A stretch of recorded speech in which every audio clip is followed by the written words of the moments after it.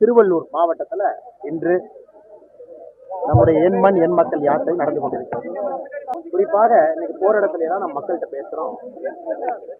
திமுகவுடைய கபட நாடகத்தை வெளிச்சத்தோடு படம் பிடித்து காட்டிக் கொண்டிருக்கின்றோம். குறிப்பா இந்த திருவள்ளூர் சட்டப்பேரவை இதனுடைய எம்எல்ஏ இருக்கக்கூடிய கல்வி தந்தைன்னு தன்னையே தான சொல்லிக்கூடிய ராஜேந்திரன் அவர்கள், அவங்களே சொந்த மருத்துவக் கல்லூரி நடத்துறாங்க, தனியார் மருத்துவக் கல்லூரி நடத்துறாங்க, இந்திரா மருத்துவக் கல்லூரி நடத்துறாங்க தனியார். 2014 நம்ம ஆட்சிக்கு வந்த பொழுது இந்தியால மொத்தமா இருந்த மருத்துவ சீட்டு 57,000. இன்னைக்கு 2024 பிப்ரவரி 8ஆம் தேதி இந்தியாவில் இருக்கக்கூடிய மருத்துவ சீட்டு 1,08,000. அப்ப 67 ஆண்டுகள்ல எவ்வளவு மருத்துவ சீட்டு இருக்கோ நம்முடைய ஆட்சியில இரட்டிப்பு செய்திருக்கின்றோம், இரட்டிப்பு. ஆனா இந்த தொகுதியினுடைய திமுக எம்எல்ஏ ராஜேந்திரன் அவர்கள் தனியார் மருத்துவக் கல்லூரி நடத்திக்கிட்டு நீட் வேண்டாம், திமுக சொல்ற மாதிரி கல்வி தந்தைன்னு அவங்களே பேர் வச்சுக்கிறாங்க. ஏன்னா நீட் இல்லைன்னா தான் கல்லா கட்ட முடியும். இவர் நடத்தக்கூடிய தனியார் மருத்துவக் கல்லூரி நம்பும், அப்பதான் பணத்தை கொடுத்து 5 கோடி 6 கோடின்னு சீட்டை விற்க முடியும். அதுக்கு ஒரு உதாரணம் இந்த தொகுதி.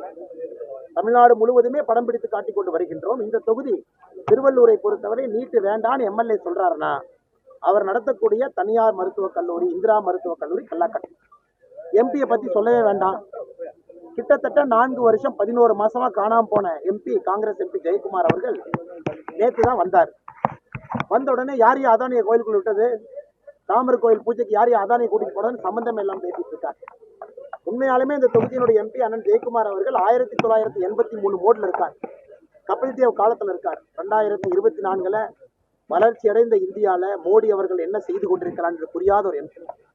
அதானி போய் ராமர் கோவில் பிராண பிரதிஷ்டையை செய்தார்னு பேசக்கூடிய ஒரு எம்பி இந்த தொகுதி கிடைத்திருக்கிறாங்க.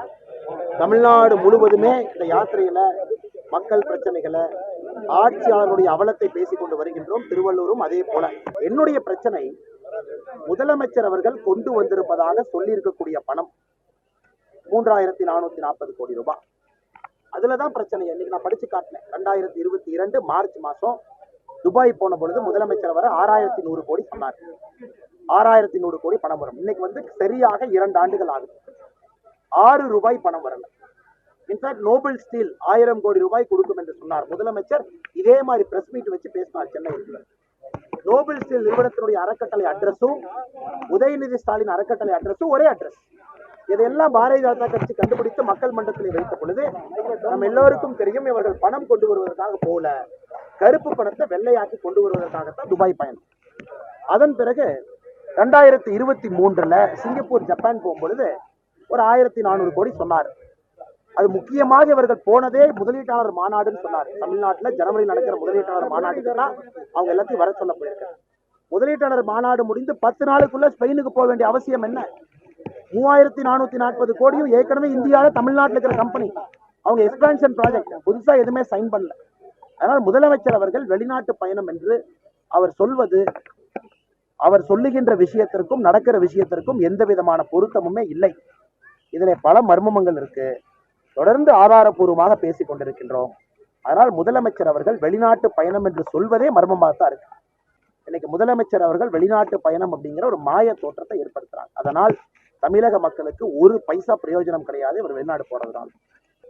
நேற்று நடந்த டைம்ஸ் நவ் கருத்து கணிப்பு எங்களுக்கு 21% வாக்கு. நான் சொல்றதை நல்லா குறிச்சுக்கேன். பாரதிய ஜனதா கட்சி தமிழ்நாட்டில் எங்க இருக்குன்னு கலைஞர் கருணாநிதி கேட்ட கட்சி நேற்று டைம்ஸ் நவ் சர்வேல 21%, 21%. 2% சொல்லுவீங்க, இந்த கட்சியை பத்தி என்னென்னமோ சொல்லுவாங்க. 21% மக்களுடைய ஆதரவு டைம்ஸ் நவ். இன்னைக்கு இந்தியாவுடைய கருத்து கணிப்புல பாரதிய ஜனதா கட்சி தனியாக, கூட்டணி கிடையாது, கூட யாரும் கிடையாது, தனியாக ஒரு கட்சி பாரதிய ஜனதா கட்சி தமிழ்நாட்டில் மக்களுடைய அன்பை பெற்று 16%. நான் சொல்லிக்கிட்டே இருக்கேன், நான் சொல்ற நம்பரை ரீச் ஆகும். நான் ஒரு வருஷமா என்ன சொல்லிட்டு இருக்கேன்னு, 25% தாண்டுவோம், எம்பி சீட் எடுப்பேன்னு ஒரு வருஷமா சொல்றேன். நான் சொல்றது நடக்க ஆரம்பிச்சிருக்கு. அன்னை என்னன்னே 4%, எப்பன்னே 15% நீங்க இது 6 மாசத்துக்கு முன்னாடி கேட்டீங்களா பத்திரிகை நண்பர்? இன்னைக்கு ஒரு கருத்து கணிப்பும் நான் என்ன சொன்னோம்னா அதை நிரூபித்துக் கொண்டிருக்கிறேன். டைம்ஸ் நவ் 21%, இந்தியா டுடே இன்னைக்கு 16%. இன்னைக்கு நான் சொல்றதை எழுதி வச்சுக்கேன். 2024 தேர்தல் ஏப்ரல் நடக்கும் பொழுது, ஏப்ரல் மே எப்ப நடந்தாலும் பாரதிய ஜனதா கட்சி 30% தனியாக தாண்டியிருக்கும். அப்பதான் சீட்டு கன்வர்ஷன் நடக்கும். நீங்க 23, 24% தாண்டினாத்தான் வாக்குகள் சீட்டுகளா மாறும். நான் சொல்றேன், குறிச்சு வச்சுக்க. இன்னும் 70 நாட்கள் இருக்கு, குறிச்சு வச்சுக்க. 4% நீங்க, 5% நீங்க, 20% வரும். 30% பாரதிய ஜனதா கட்சி தாண்டும். இன்னும் 70 நாள் இருக்கு, வேகம் எடுக்க ஆரம்பித்திருக்கின்றோம்.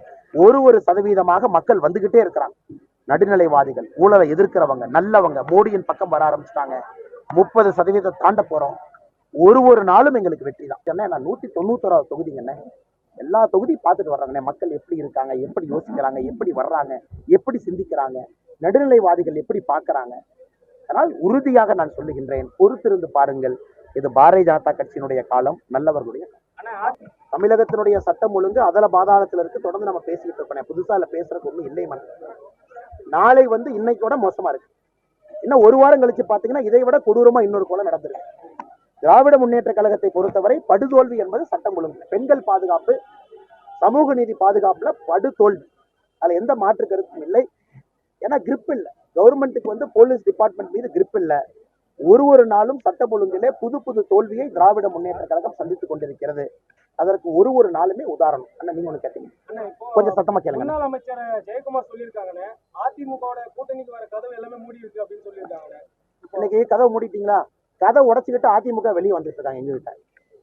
அந்த கதவை உடைச்சுக்கிட்டு நேத்து ஒரு 15 எக்ஸ்எம்எல்ஏ, ஒரு எக்ஸ்எம்பி, இன்னும் ஒரு 10 நாள்ல பாருங்க அடுத்த பெரிய ஒரு குரூப் இருப்பாங்க. அண்ணா நீ கதவை மூடுங்க. நாங்கெல்லாம் யாரு கதவையும் தட்டி எங்கேயும் போக விரும்பல. கதவை மூடனா கதவை உடைச்சிட்டு வெளியே வர்றாங்க. இது தமிழ்நாட்டு வரலாற்றுல சரித்திரத்துல 15 எக்ஸ்எம்பி, ஒரு எம்எல்ஏ, 15 எக்ஸ்எம்எல்ஏ, ஒரு எக்ஸ்எம்பி ஒரே நாள்ல சேர்ந்து பாத்துருக்கீங்களானே? கதவை உடைத்து கொண்டு அவங்க வெளியே வர்றாங்க. நாங்க எதுக்கு போய் கதவை தட்டணும்? யாரு கதவையும் யாரையும் தட்டப்போவதில்லை. எங்களுக்கு மக்களோடு இருக்கின்றோம். மக்கள் மீது நம்பிக்கை இருக்கு.